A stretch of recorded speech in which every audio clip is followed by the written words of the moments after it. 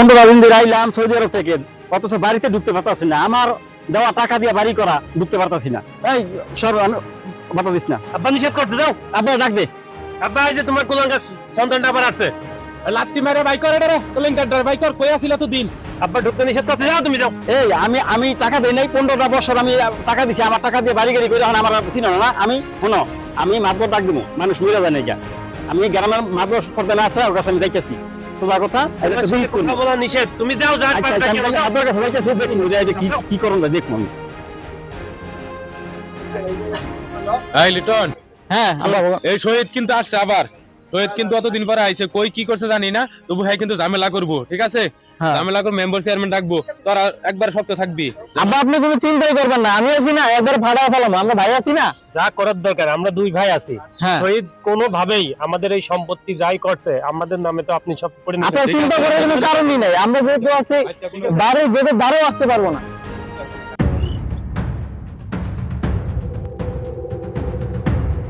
আইফুল ভাই, ভাই এই বাঙ্গা বাড়ির মধ্যে এই যে সৌদি থেকে উলাইছে ইয়ার ছেলে, যে সবুজের ছেলে, কি অবজেকশন দিচ্ছে আর কি ব্যাপারটা বোঝায় বলো তো, শুনতে বলো তো দেখি। বলেন তো কি হয়েছে আপনার? মাদবর সাহেব, হ্যাঁ আমি দীর্ঘ 15 বছর দিলাম সৌদি আরবে বসবাস করতেছি। হ্যাঁ তো ওখানে থাইকা যথেষ্ট পরিমাণ টাকা পয়সা মা বাবার দিলাম, এই যে ভাই দুই ভাই বাইরে দিলাম, হ্যাঁ বাড়ি গাড়ি করলো। মাদবর সাহেব, আমার ভাই একদম মিথ্যা কথা বলছে। উনি সৌদিতে যা করছে সবকিছু ওনার বউয়ের নামে করছে। ওনারে বলেন আমাদের বাসায় যেন উনি পা না রাখেন, ওদের পাকাটা দিব, আর নইলে ওনাকে বলেন ওনার বউয়ের সাথে যেন যায় এই থাকে। থাম থাম, তুই থাম। কথা শুনতে দে। তুই থাম। কি কহনি? তো মাদবর সাহেব, ওনাদের ছোট ভাই দুইটা বলে আমি নাকি বলে আমার শ্বশুর বাড়িতে শ্বশুর শাশুড়ির টাকা পয়সা দিচ্ছি। আপনি কি শ্বশুর বাড়িতে টাকা দিচ্ছেন? সরি মাদবর সাহেব, তুই থাম, তুই থাম। এখন আমার এই যে 15 বছর আমি নিজে খাইয়া না খাইয়া বাবা মার জন্য টাকা পাঠাইছি, হ্যাঁ ছোট ভাই গুলা মানুষ করছি, হ্যাঁ বাড়ি গাড়ি করছে, আজকে একদম মিশে যেতাম মাদবর সাহেব। থাম, আমি কি বইরা গেছি রে? থাম। থাম।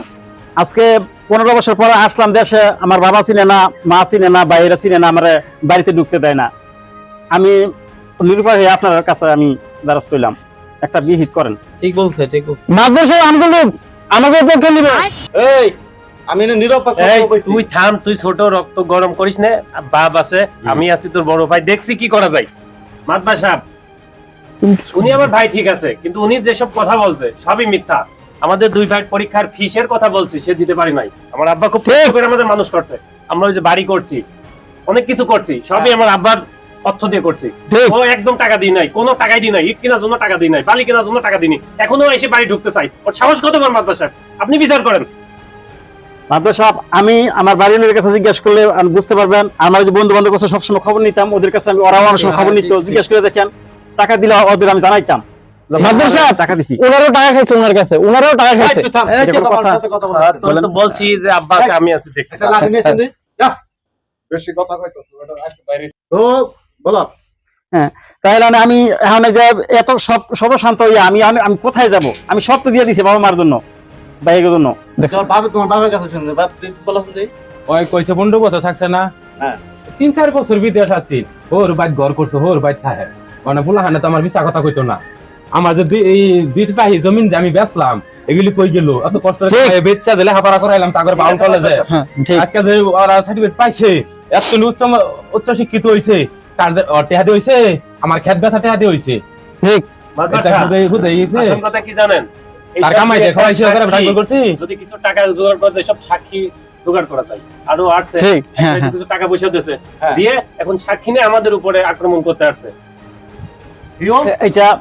এটা কোনো গ্রহণযোগ্যতার কথা? এটা সম্পূর্ণ বানোয়াট মাদবর সাহেব, সম্পূর্ণ মাদবর সাহেব, কোনো বানোয়াট কথা না, উনি মিথ্যা কথা বলতেছে। এই, তোর কথা বেশি কথা বলা একদম দিয়া দেব কই দিলাম।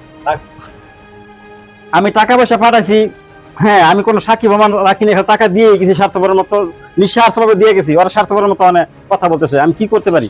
তোমার ব্যাপারটা তো খুব ঝামেলা মনে হইতেছে, তোমার ফ্যামিলি ক্রাইসিস, বুঝছো? এগুলো তো বহু ফ্যামিলি মিল করলাম, কিন্তু মিল হয় না। আসলে তোমার তো সাক্ষী প্রমাণ এরকম নাই, প্রমাণ দেখাতে পারবা? না, সাক্ষী প্রমাণ না, খালি দিয়ে গেলাম নিজে না খাইয়া। মাদবর সাহেব, আমি তোর বাপ, ধর্মদাতা পিতা নাকি? ও যদি অতই দিতে তাহলে তো আমার বাড়ি 5 তলা থাকতো, আজকে একতলা ছাদে উঠুনি বাড়ি নিয়ে আমি হাজাইছি খেলি। আর আমার বাবা হ্যাঁ, হ্যাঁ, ঠিক। কষ্ট করার আগে বুড়ো বয়সে ও যদি টাকা পয়সা দিত আমি 2 বাড়ি খেত বেচলাম কে, তাহলে খেত রাখতাম আমি, আজকে চৌরাস্তা মার্কেট থাকতো আমার, ফ্যাক্টরি থাকতো, তুই যদি সৌদি আরব থেকে কামাই করে এনে দিতি। ঠিক, সব উনার বউরে দিছে। হ্যাঁ গাতা গাছছস, গাতার মধ্যে নিয়ে গাছছস। কারণ যাই হোক, তো তোমার বড় পোলা তাই না? হ্যাঁ তো তুমি বাড়ি ঢুকতে দাও না কে? এই কারণেই এই কারণেই তো তো বাড়ি আমার ঢুকতে যে দাও না, মোশনে ওর তো দিতেছে। অধিকার, তোমার 2 পোলার অধিকার, ওর অধিকার না, অধিকার না। উনার কোনো অধিকার নাই, উনি ওরে আসলে এই ছোট তোর কলম তুই চুপ কর, আমরা তো আছি দেখছি। দেই মাত্র সাহেব কি বিচারটা কি না মা দেই লাস্টে হুন। আমি শোনো, তোমার যেহেতু সাক্ষীর প্রমাণ নাই, নাই। ওনারা যে বলতেছে ওটাও রাইট, তুমি বলতেছো ওটাও রাইট, কিন্তু আমি এটাই ভাবতেছি। কিন্তু এখন থেকে মনে করো যে যা হবার হয়ে গেছে, তাই না? আর শ্বশুর বাড়ি থাইকো না বেশি দিন, শ্বশুর বাড়ি বেশি দিন থাকা ভালো না, ঠিক আছে? আমার- আর ছোট ভাই করে একটু খেয়াল রাখো। আর তুমি দেখছো না দেখছো সেটা তারা বলতে পারবো না, তো এখন থেকে একটু দেখো, দেখে পরে যদি দেখে, নতুন করে যদি দেখে ঠিক আছে মাদবা সাহেব, আপনি যেটা বলবেন সেটাই আমরা মেনে নেবো রাই। দেখে তাহলে ওই ঘরের বাড়িতে উঠাইও। হ্যাঁ, আপাতত উঠাও।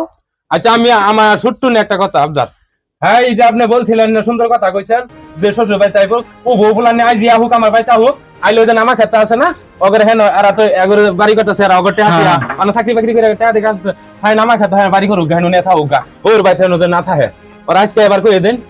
মাদবর সাহেব, আমার কিছু কথা আছে। মাদবর সাহেব, উনারে বলেন উনি যেন আমাদের 2 ভাইয়ের মাঝখানে নাক গলাতে না আসে।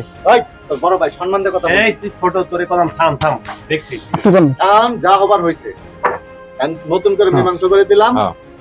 যদি এই যাবো যা তোমরা ভুল করছো, হ্যাঁ ভুল করো না। আর ওই যে টাকা পয়সা শ্বশুর বাড়ি রাখো না, টাকা পয়সা সব দিয়ে দিবা, ঠিক আছে? তো যাও, আমি আর তো সময় নেই আমার তোমার সাথে মিল করা। ভাই বল ভাই, জি ভাই, তাহলে মিল করে দিয়ে দিলাম। দেখি মাদুরে যেটা বলছে কি করার, মাদুরে একটা কথা রাখো। তোমার সাক্ষী প্রমাণ নাই, তোমার আমি কিভাবে তোমার বিচার করবো? ঠিক আছে মাদবা সাহেব, ঠিক আছে আপনি যান। হ্যাঁ ঠিক আছে, আমরা মীমাংসা করে নেবো। ঠিক আছে, ঠিক আছে। ওকে। ভাই সব দেখলেন তো আপনারা কিরকম বিচার হইলো। নিঃস্বার্থভাবে সৌদি আরব থেকে 15টা বছর এই নিজে না খাইয়া নিজে না পইরা মা বাবার জন্য টাকা পয়সা পাঠাইলাম, ওনারা বাড়ি গাড়ি করলো, জায়গা সম্পত্তি রাখলো, আর আজকে আমার চিনে না, আমারে কয় আমি বলে মিথ্যা কথা বলি, আমি বলে শ্বশুর বাড়িতে দেই। আল্লাহ বিচার করব। আমার যে ঠগাইছে আমি কোনোদিনই মাফ করতাম না। আমার বাবা মা, আমার ভাইয়েরা যে বাবা মা ঠগাইছে, আমার সাথে প্রতারিত করছে, আল্লাহ মাফ করবো না।